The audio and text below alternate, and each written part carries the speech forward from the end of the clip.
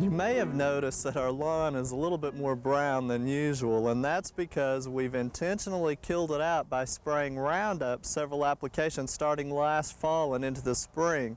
And the reason that we're doing that is because we're going to put in a new colder hardy cultivar of Bermuda grass.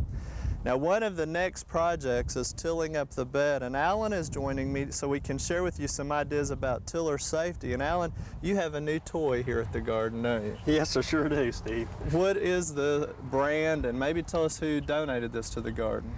Well, this is a BCS tiller, model 205. It was donated to us by Modern Distributors out of Springfield, Missouri, which is the local distributor for this area. Okay, now tell us a little bit about some of its features as far as its rear and tine, that kind of thing. It's a rear tine tiller. It is a gear-driven transmission and to a PTO, which drives not only our tiller, but it can also drive a cutter bar and a rotary mower that fits on the back of it like a brush hog. Now, over the past few years, tillers are really changing just like lawnmowers. There's all kinds of features with it. This one has some new safety features. Why don't you point some of those out to us? Yeah, they've really improved them. Starting with the engine up here, it has a shut-off and control really easily accessible up here at the front, as well as one back here at the operator's position where you can kill it and speed the engine up here. The other things that it has is it has lockout hubs, as well as safety guards to keep from getting your feet or hands caught up with turning wheels. Has also a longer foot shield along the back, and which keeps your feet from getting caught underneath it. And then it has a handle that's real easy to turn and adjust for any position for any size operator. On the back here, one of the things that they found is that when reversing a rear tine tiller, you tend to pick it up as you reverse it, and your feet, that's where you get feet injury if your PTO is still turning. So they have a PTO reverse lockout on it. So if your PTO is engaged, you cannot engage your reverse lever. And that's one nice feature.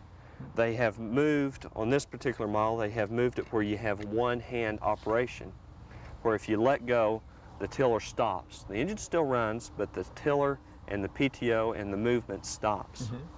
Well, that's quite a change over the years past, but there's really more to it than just equipment itself as well. You have to be prepared for some safety things too. And what would a homeowner do as they're tilling for extra safety protection? One of the big things is wearing tight-fitting clothes, snug-fitting.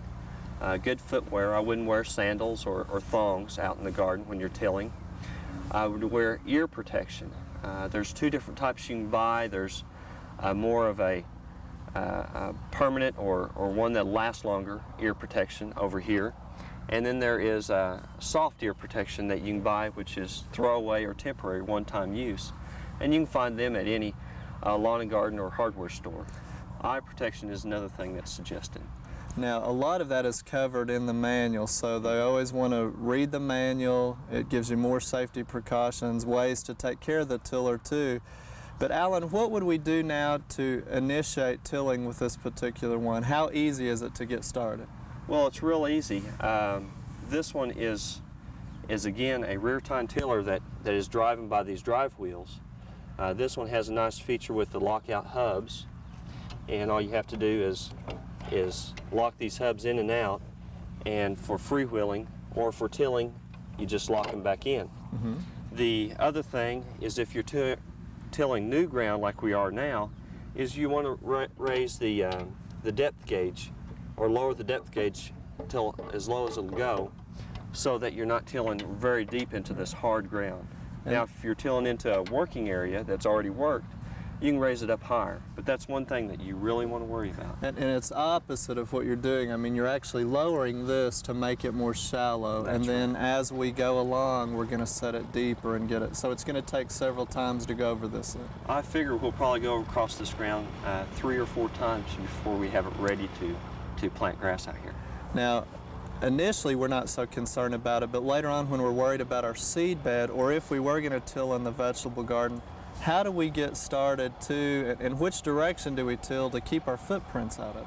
Well, I have found out here is we we like to have it as neat as possible. And the way that I try to tell my employees out here and the way that I try to do it is you start it, run a center line down your bed, tilling, and then you go around in a circle, pulling out at the ends and then coming back and start on the other side. And that lets you set this bar, the handlebars, at one time, and then you go around in a circle, usually a clockwise or counterclockwise. So you're always stepping to the outside as you go around to keep the footprints on the outside as well. Okay. And that keeps your feet also away from the tiller more, and with another safety step. Okay.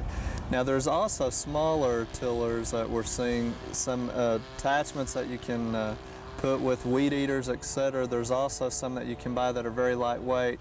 How do those compare to a heavier tiller?